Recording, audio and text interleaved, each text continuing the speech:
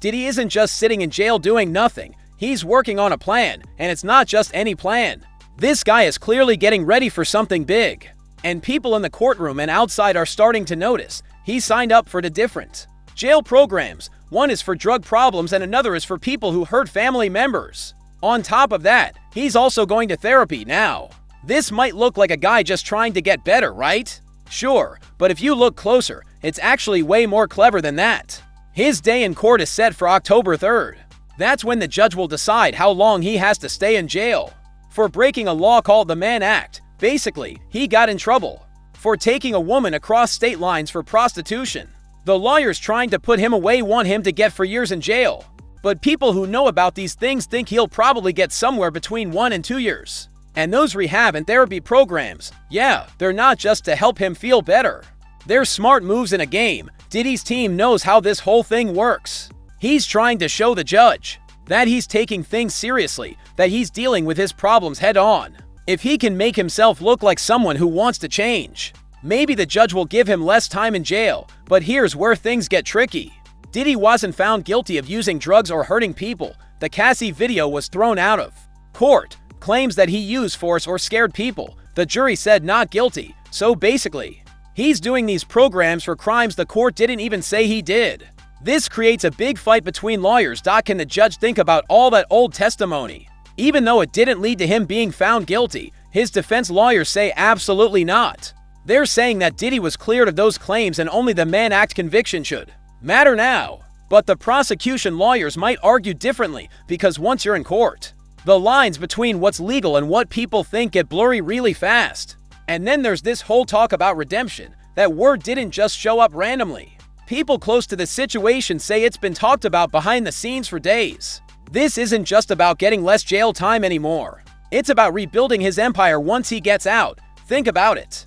Diddy isn't some small-time celebrity. He's a big player in music, fashion, and media. But after the trial, after sentencing, what does that even look like for him? He knows he won't be locked up for decades. In fact, depending on how things go, there's a chance, just a chance, he could be free by the end of the year. That's why this redemption story matters so much. If he wants to do business, make deals, create music, work with other artists, or even just show his face in public without people getting angry, he needs to start changing his image now. These therapy sessions and these classes are part of a bigger plan to make people like him again. He's not just trying to impress the judge, he's trying to impress the public, and it's a hard sell. People don't trust him. They've seen the stories, heard the rumors, watched the videos, and no one's rushing to give him a second chance unless he proves he's not the same man who walked into court months ago. That's the tightrope Diddy's walking, legally, emotionally, and professionally. It's all connected. He's not trying to beat the system anymore. He's trying to work with it, shape it, and maybe even bend it just enough to start writing a new chapter. Whether that works or not is still up in the air, but make no mistake, he's already setting things up.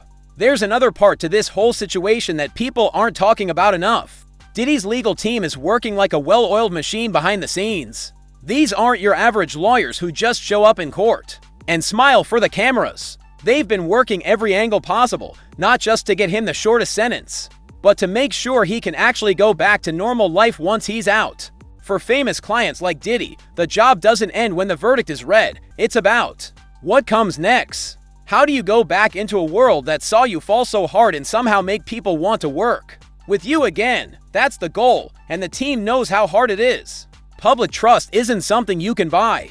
It's something you have to earn, especially when your name has been in the news for all the wrong reasons. Redemption sounds nice in a headline, but actually living it out, that's a completely different battle, and it starts with how people see you. The judge might give a lighter sentence if he believes Diddy is taking responsibility. But what about the music industry? What about the millions of people who now see him as damaged goods?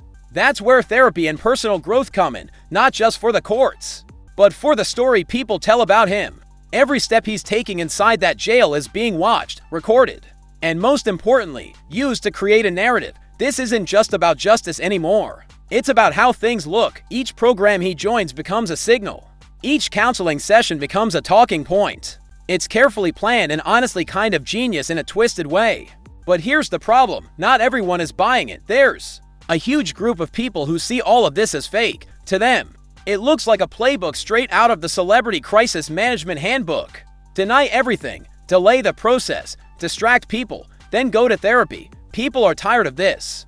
They've seen too many celebrities try to fix their image without doing any real work. So, even though Diddy is technically doing the right things, it might not be enough. And that's where timing becomes really important. If Diddy gets out early, say before the holidays, it sends a message whether he likes it or not.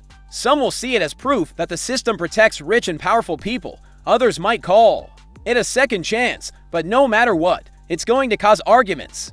The prosecution lawyers are still pushing hard for years. But even they know that number probably won't happen. The charge itself, a Mann Act violation, is rarely used to go after the buyer. It's usually focused on the worker. That detail alone gives Diddy's defense team a major advantage. They're already asking the judge to look at similar cases or the lack of them. And if the judge can't find another case where a man in Diddy's position was sentenced harshly under that same law, then we're in new territory. The defense could argue selective prosecution, which is a fancy way of saying you're making an example out of him. If that argument works, it could make his sentence even shorter, maybe not nothing, but definitely less than what prosecutors want. So, while Diddy might look like he's just spending time in therapy and classes, what he's really doing is fighting a war on two fronts, one in court and one with public opinion. Both are brutal, and in both, he knows he's only got one chance to turn it all around. The idea of Diddy walking free by the end of the year sounds crazy, but it's not completely impossible. In fact, if you understand how the system works, it's not as unrealistic as it sounds. See, once you've served a certain amount of your sentence, factoring in things like good behavior, program credits, and time already spent in jail before trial, the math can add up fast. And if Diddy ends up with a 1-year sentence, which many people think is likely, he's already close to being eligible for early release. But what happens if he does get out? That's the million-dollar question. Is the industry ready to take him back? More importantly, are people willing to even tolerate his return, let alone welcome it? That's the gamble. Because no matter how good the legal strategy is, or how nicely packaged the redemption story seems, it all depends on how people feel when he walks out those doors. Some fans surprisingly have shown support. They see the therapy, the program, enrollment, the attempt to look inward, and they see hope. They argue that everyone deserves a second chance, that people make mistakes, even bad ones, and that change is possible if someone truly puts in the effort. But that group is small, and their voices are being drowned out by the louder group of critics who believe this is nothing more than damage control with a fresh coat of paint. And let's not forget what brought all this to light in the first place. The trial was messy, people testified, accusations were made. Even though Diddy wasn't found guilty on the drug or violence charges, the public heard every ugly detail. People don't unhear that. A not guilty verdict doesn't erase the images or feelings that came with those stories. That's why the court of public opinion hits harder than any judge ever could.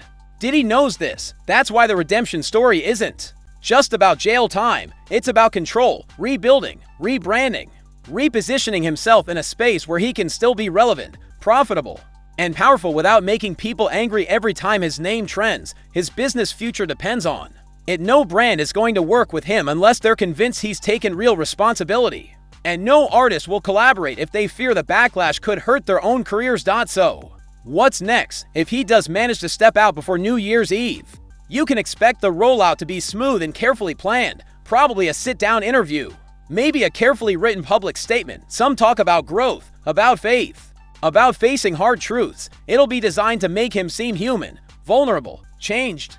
But whether the audience buys into it or sees it as just another billionaire cleaning up his image is anyone's guess. One thing's for sure, this case has already changed things, not just for Diddy, but for the way powerful men in entertainment are being held accountable. Even if he gets his sentence reduced, even if he gets early release, there's no going back to the old Diddy. His legacy, his empire, and his influence are all being rewritten right now. And while some doors may reopen, others will stay closed for good. In the end, redemption isn't something you just say you have, it's something you earn. One day at a time, with no promise that anyone's watching or caring. Whether Diddy understands that fully yet, we'll see. But if he's serious, this next chapter won't be about music or money. It'll be about proving slowly and painfully that the man walking out of prison isn't the same one who walked in.